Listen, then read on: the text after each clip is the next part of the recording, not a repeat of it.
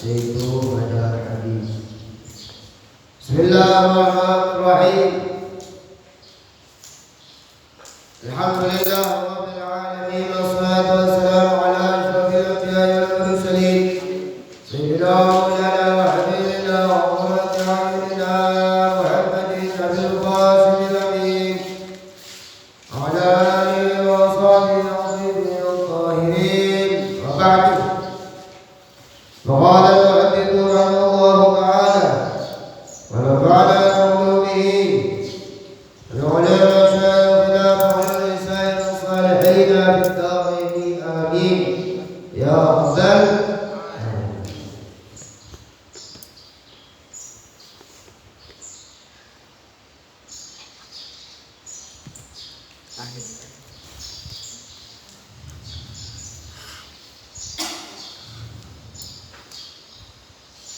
Hadis yang ke-384.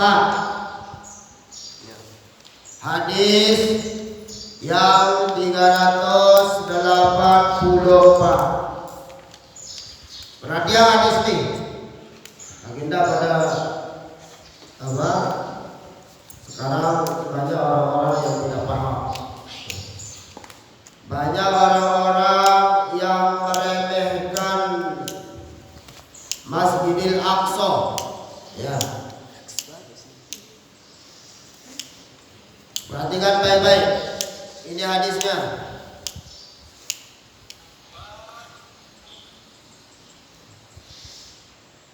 Hadis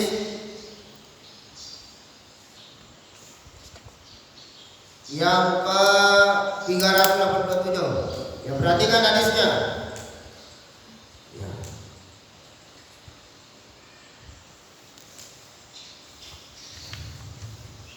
Ini rawahul Bukhari. Rawahul Bukhari. Perhatikan baik-baik. Awal masjidin kata Rasul, ya, yang diriwayatkan oleh rawahul Bukhari wa Muslim an Abi Dzar, dari Abi Dzar, sahabat Nabi yang mulia. Perhatikan, awal masjidin wudi'a fil ardi al-masjidul haram. Masjid, sudah ketemu itu kitab Mu'tam. Ya, dibuka halaman 47. Ketemu hadis yang ke-384. Bagus ya. Yang punya kitab bagus. Ya, tapi kalau nggak ada uang buat beli, ya buat ubah nggak apa-apa ya. Yang penting tulis saja dulu ya. Awal masjidin wudi'a fil ardi al-masjidul haram. Pertama kali masjid yang dibangun, ya, pertama kali masjid yang dibangun di muka bumi ini, ya, yaitu Masjidil Haram yang berada di Makkah. Masjid yang pertama kali di muka bumi ini diperintahkan oleh Allah Subhanahu wa taala kepada nabinya, kepada rasulnya, baik dalam bentuk membangun dan merenovasinya di masa Nabi Ibrahim alaihissalam, dan bangunan yang pertama kali masjid yaitu Masjidil Haram. Itu yang pertama. Terus Masjidin Nabawi kapan Abah? Nanti ya, kita lanjutkan hadisnya dulu.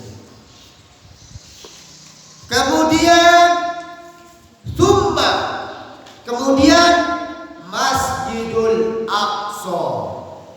Kemudian Masjidil Aqsa, masjid umat Islam yang pertama kali dibangun di muka bumi ini yaitu Masjidil Haram.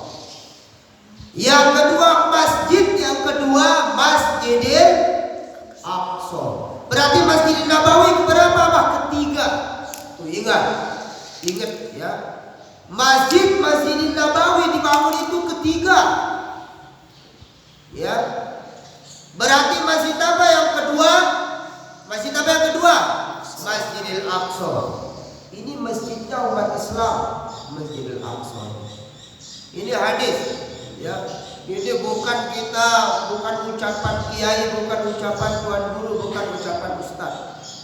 Tapi ucapan dari mulut yang mulia baginda Rasulullah sallallahu alaihi wasallam. Rawahul Bukhari wa Muslim an Abi Dzar. Ulang. Awal masjidin wudi'a fil ardi. Pertama kali masjid yang dibangun di muka bumi ini adalah Masjidil Haram di Makkah, Masjidil Haram. Yang kedua wa Masjidul Aqsa. Yang kedua Masjidul Aqsa, Masjidil Aqsa. Makanya ingat, lebih dulu Masjidil Haram, lebih dulu Masjidil Aqsa dibangun daripada Masjidil Nabawi. Lebih dulu Masjidil Aqsa itu berdiri daripada Masjid Nabawi, Masjid Nabawi Syarif. Makanya kiblat umat Islam pertama itu, tuh ingat, walaupun di kemuliaan Masjidil Aqsa ini, ya, kemuliaan Masjidil Aqsa ini, walaupun Masjidil Haram itu lebih dulu dibangun, ya, tetapi Allah perintahkan Rasulullah dan para sahabat, as-sabiqunal awwalun, sahabat-sahabat yang pertama, itu ibadahnya ataupun sholatnya menghadap mana? Masjidil Aqsa, bukan Masjidil Haram. Tapi masjid apa yang pertama kali dibangun? Masjidil Haram, masjid yang berdiri pertama kali di muka bumi ini atas izin Allah, itu Masjidil Haram. Tetapi masjid yang pertama kali diperintahkan untuk beribadah menghadapnya itu ke Masjidil Aqsa. Paham gak? Paham gak? Ingat kemuliaan, tidak mungkin Masjidil Aqsa ini Rasulullah diperintahkan untuk menghadap kepadanya ketika ibadah, kecuali pasti mulia. Pasti. Padahal Masjidil Haram ini lebih awal. Mengapa Rasulullah tidak langsung diperintahkan menuju Masjidil Haram? Padahal awal masjidin wudi'a fil ardi Masjidil Haram. Padahal pertama kali masjid yang dibangun, ya, di muka bumi ini Masjidil Haram. Ya. Masjid yang pertama kali diperintahkan oleh Allah untuk membangunnya Masjidil Haram. Kemudian yang kedua baru Masjidil Aqsa. Tetapi mengapa Rasulullah diperintahkan untuk beribadah menuju Masjidil Haram, Masjidil Aqsa? Awalnya berarti pasti Masjidil Aqsa ini mulia. Pertama.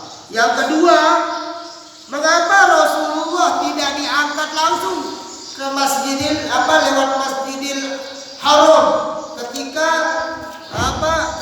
Isra atau ketika Isra wal Mi'raj, ya?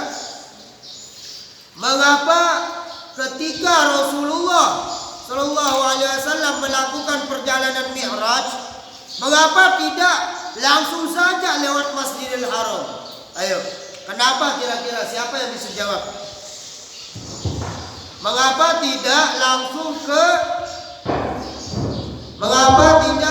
lewat Masjidil Haram? Padahal di atas Masjidil Haram itu ada Baitul Ma'mur, wasilah perantara, wasilah, kalau bahasa kita itu tempat wasilah. Rasulullah Shallallahu Alaihi Wasallam bertemu dengan Rabbnya, bertemu dengan Allah Subhanahu Wa Taala. Wasilahnya di mana? Baitul Ma'mur. Karena di situ kalau bahasa kita tempat tawafnya para malaikat. Karena malaikat ini yang berhak bertemu dengan Allah Subhanahu Wa Taala, baik dalam menerima perintah untuk disampaikan kepada anbiya atau para rasul, lebih-lebih kepada Rasulullah Sallallahu Alaihi Wasallam. Mengapa tidak langsung? Padahal bisa saja lewat Masjidil Haram ini Allah langsung perintahkan malaikat Jibril membawa Rasulullah ke Baitul Ma'mur menuju Sidratul Muntaha. Mengapa tidak? Mengapa harus ke Masjidil Aqsa dulu jalan-jalan? Ya. Mengapa ke Masjidil Aqsa dulu jalan-jalan melakukan Isra, kemudian lewat Masjidil Aqsa dimi'rajkan Rasulullah? Pasti ada sesuatu yang tersimpan di dalamnya di Masjidil Aqsa itu. Makanya beratur ya teman membela Masjidil Aqsa itu bagikan memegang bara api kan. Membela Masjidil Aqsa itu bagikan memegang bara api, dipegang. Itu seperti kemarin di pantai ya, dibela Masjidil Aqsa itu dibantai kan sampai 8.000 orang dibantai sama Israel ya. Coba dipegang Masjidil Aqsa itu, dipertahankan Masjidil Aqsa, dibantai. Sebenarnya bisa saja itu masjid orang-orang Palestina itu tinggalkan, tetapi kan mereka paham akan sejarah, lebih-lebih paham hadis ini ya. Makanya kita belajar. Abah juga baru baca di sini ya, kalian juga baru dengar. Yang pertama kali dibangun masjid ya di muka bumi ini dengan izin Allah itu Masjidil Haram. Yang kedua Masjidil Aqsa, yang kita tahu Masjidil Nabawi ya. Walaupun di sebagian hadis mengatakan kemuliaan yang paling mulia tempat ibadah di muka bumi ini adalah di Masjidil Haram, baru di Masjidil Hada, kata Nabi di masjid ini, baru di Masjidil Aqsa. Betul dari segi pahala ya. Dari segi pahala memang Masjidil Haram dengan Masjidil Nabawi. Tapi dari segi bangunan lebih dulu Masjidil Aqsa daripada Masjidil Nabawi. Itu buktinya Rasulullah, itu buktinya hadis ini benar. Hadis ini mutawatir derajatnya, ya sahih derajatnya, karena memang Rasulullah diperintahkan beribadah menuju Masjidil Aqsa pertama kali 1 tahun 4 bulan. Kita ulang. Itu yang kedua. Rasulullah kenapa harus diperjalankan ke Masjidil Aqsa? Mengapa tidak di Masjidil Haram saja langsung? Kenapa Sidratul Muntaha itu? Ya. Karena pusat daripada muka bumi ini adalah di Mekah, di Ka'bah, dan juga Baitul Ma'mur di persis di atasnya Ka'bah itu Baitul Ma'mur, tempat tawafnya para malaikat. Lebih cepat sebenarnya, ya. Tetapi Allah perintahkan minal Masjidil Haram ilal Masjidil Aqsa alladzi barakna haulah. Mengapa kalimat yang ketiga? Mengapa kalimat barakna haulahu itu ditaruh setelah Masjidil Haram? Apa Masjidil Aqsa? Mengapa tidak di Masjidil Haram? Apa artinya? Subhanalladzi asra bi 'abdihi lailan minal Masjidil Haram ilal Masjidil Aqsa alladzi barakna haulah. Mengapa di Masjidil Aqsa kalimatnya alladzi barakna haulah? Diberkahi sekitarnya. Mengapa? Karena memang di tempat Masjidil Aqsa itu akan terjadi berat ujiannya ketika membela Masjidil Aqsa. Coba 8.000 manusia dibantai. Ya. Itu kita tidak hitung lagi kalau jenis hewan, ya, jenis makhluk Allah yang lain. Itu manusia yang dibantai 8.000 manusia dan tidak ada yang berani bertindak untuk membantai kembali. Tidak ada. Ayo. Semua kita berniat untuk membantai Zionis ini. Tetapi siapa yang punya tindakan dari negara-negara lain, ya maaf ya, yang berani kembali membantai Israel, siapa? Ya. Hanya satu-satunya ya, Hamas saja yang berani melawan. Seandainya memang betul aturan negara, setiap negara ini ada. Tetapi sebenarnya kalau dari segi pembantaian udah nggak ada izin sebenarnya. Dan ya Allah, saya nggak paham ya masalah aturan negeri masing-masing, saya nggak paham. Aturan negeri Mesir saya nggak paham. Ya, aturan negeri Yaman saya nggak paham. Aturan negeri yang lain yang berdekatan dengan Palestina ini saya nggak paham. Kita semua nggak paham. Tetapi seandainya jangankan hanya dua, jangankan semua negara Islam, lima saja negara habis itu ya, Israel itu habis. Coba misal Irak, Mesir, Yaman, Saudi Arabia, itu negara-negara kaya ya. Paling Yaman lah yang agak miskin. Kemudian yang terakhir misalnya Yordan, Kepung itu habis ya. habis. Tetapi wallahu a'lam. Ini memang perjalanan kita kembali ya. Kita kembali.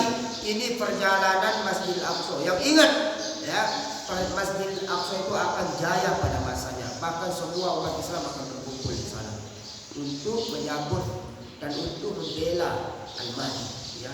Menyambut Al-Mahdi di Masjidil Haram, tapi dibelanya nanti membela Al-Mahdi. Bahkan Al-Mahdi langsung yang memimpin umat Islam untuk apa? Berperang melawan Yahudi. Sudah kita bahas ya. Sudah. Ini hadis yang sangat sahih ya. Rawahul Bukhari wa Muslim. Masjid yang pertama masjid apa? Masjidil Haram. Masjid yang kedua Masjidil Aqsa. Dan masih banyak kemuliaan Masjidil Aqsa. Dari Al-Qur'an saja sudah menyampaikan alladzi barakna haulahu, yang diberkahi di sekitarnya. Gaza itu sekitar Masjidil Aqsa itu. Ya, Gaza atau Palestina itu sudah. Ya, seluruhnya itu haulah namanya. Satu negeri di satu tempat, misalnya di di Masjidil Aqsa namanya haulah, sekitarnya.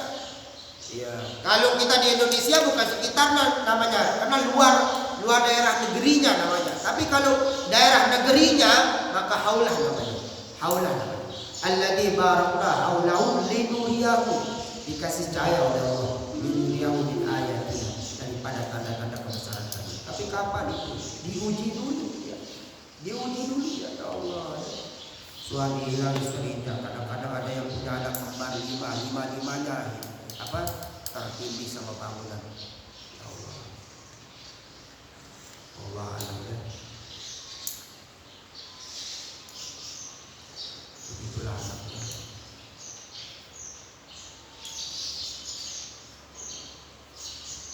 Selanjutnya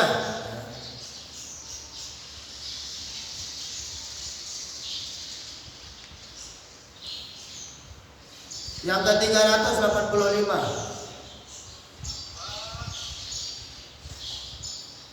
Yang ke-385.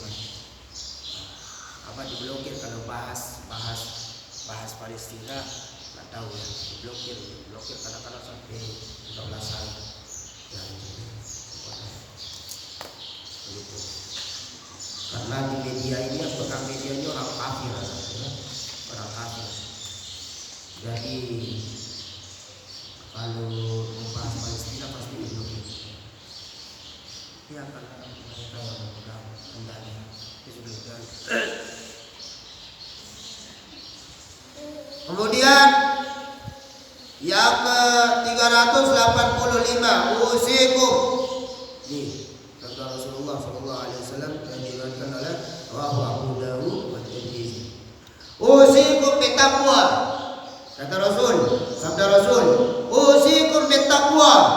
Aku wasiatkan untuk kalian bertakwa kepada Allah. Wasab'i wa ta'ah. Kemudian mendengar dan taatlah. Ya, usikum bittaqwa. Bittaqwallah ta'ala wasab'i wa ta'ah. Kemudian dengarlah dan taatlah.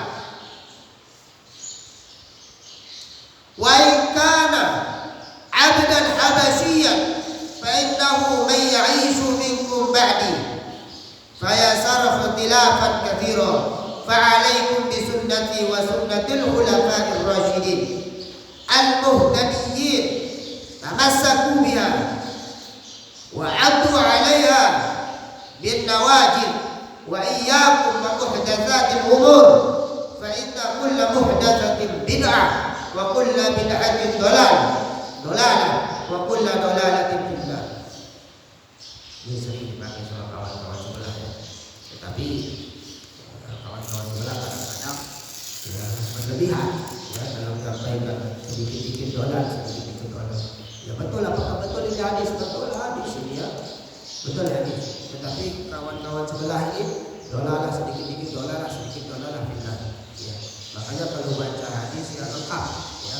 Jangan baca hadis sedikit, fa inna kulla muhdatsatin bid'ah wa kullu bid'atin dhalalah wa kullu dhalalatin finnar. Itu saja dibaca. Padahal ada kalimat awalnya usikum bittaqwa ya. Usikum bittaqwallah, bertakwalah kamu kepada Allah. Wassam'i wat ta'ah, dengar dan taatlah.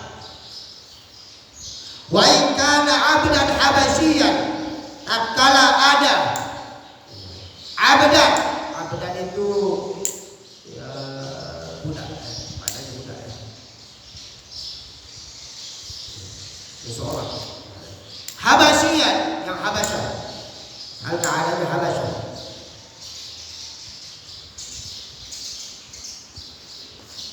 Ya Allah ya, ini akan terjadi ini terjadi nanti di masa kita.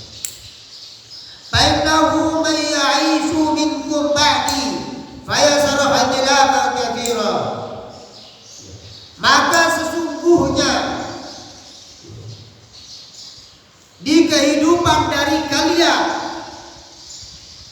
ba'di setelahku, kata Nabi, fayasara ikhtilafan katsira, maka banyak ya ikhtilaf, perbedaan banyak. Apa kalau bahasa kita ikhtilafan katsira? Ya kalau bahasa jamaah ini permusuhan. Akan banyak permusuhan. Akan banyak huru-hara. Setelahku, kata Nabi, akan banyak pendapat-pendapat yang berbeda, pendapat-pendapat yang menyesatkan, kata Nabi. Kalau masih masa Nabi, kalau ada sahabat yang salah ditegur sama Nabi. Ya, karena Nabi tidak pernah mengizinkan seorang sahabat pun untuk melakukan kesalahan. Salah caranya sholat, Nabi tegur.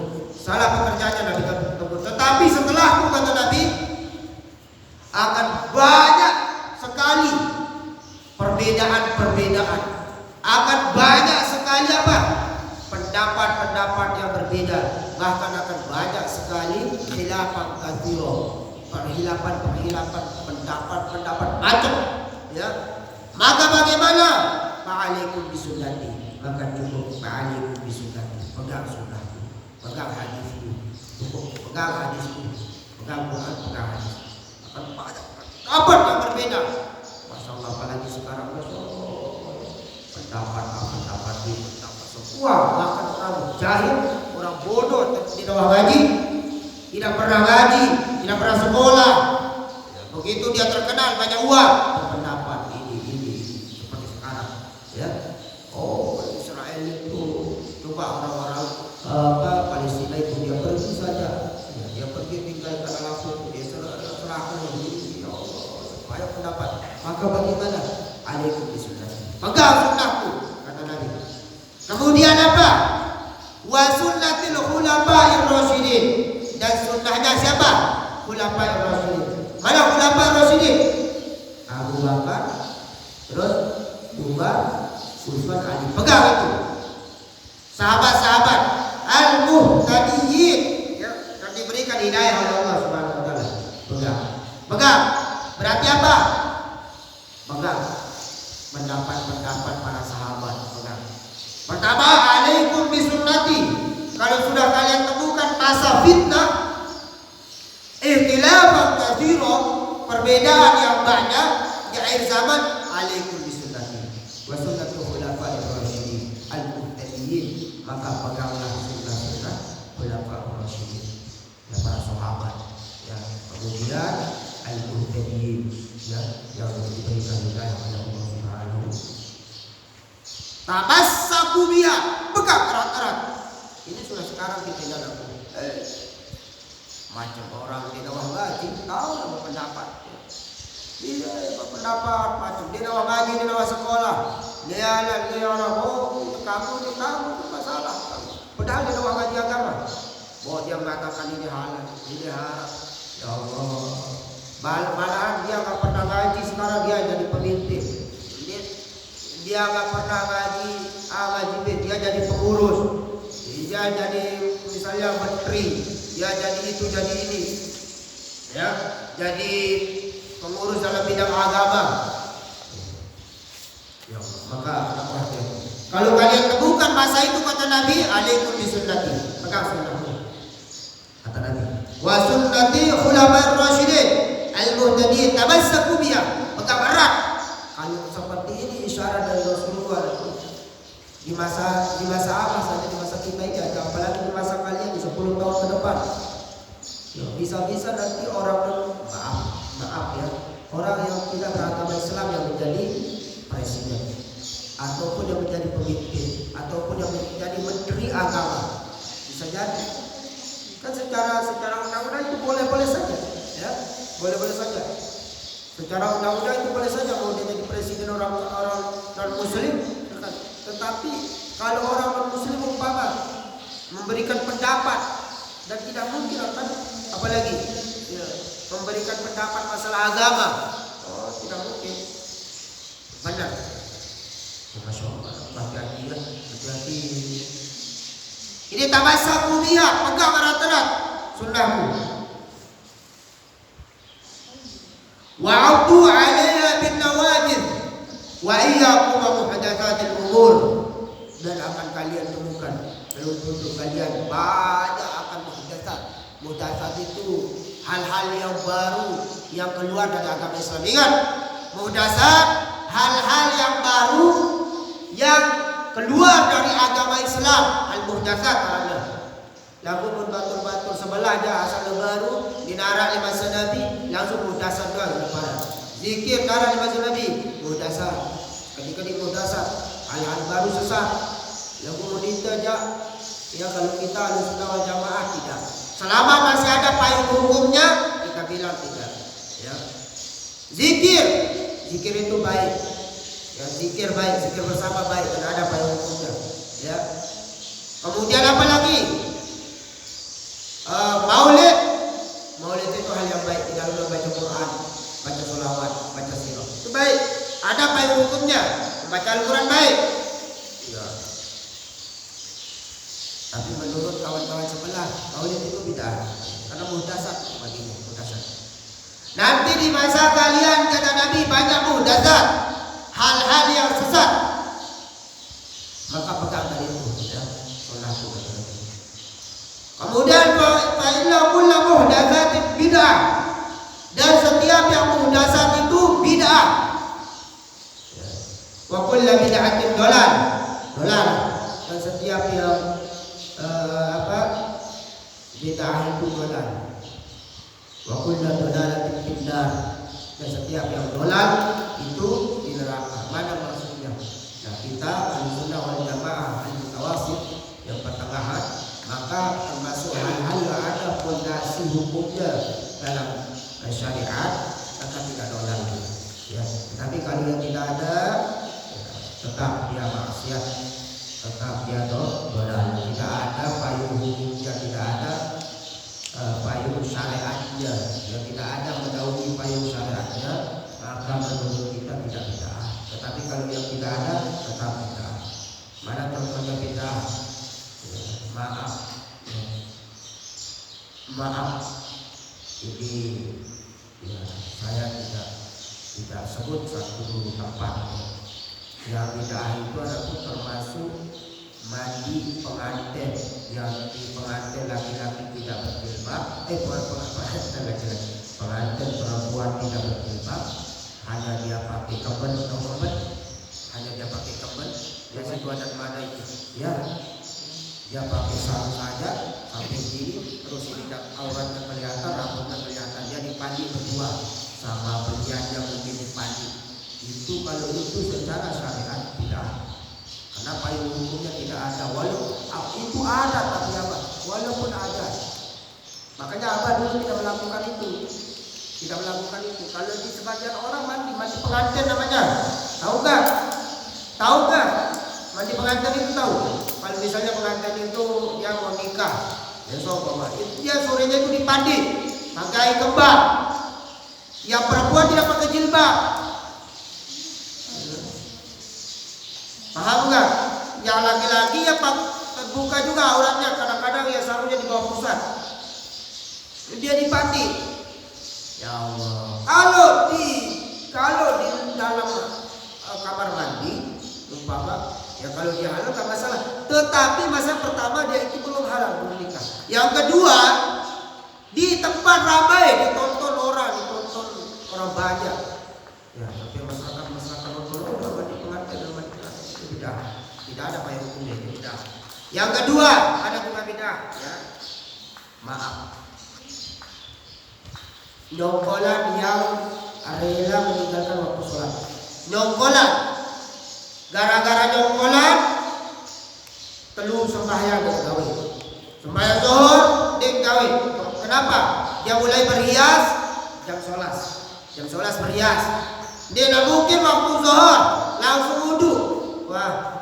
Wah berhias, lelah dengan hiasnya sampai 2 jam. Allahu Akbar. Sembahyang zuhur. Misalnya siaran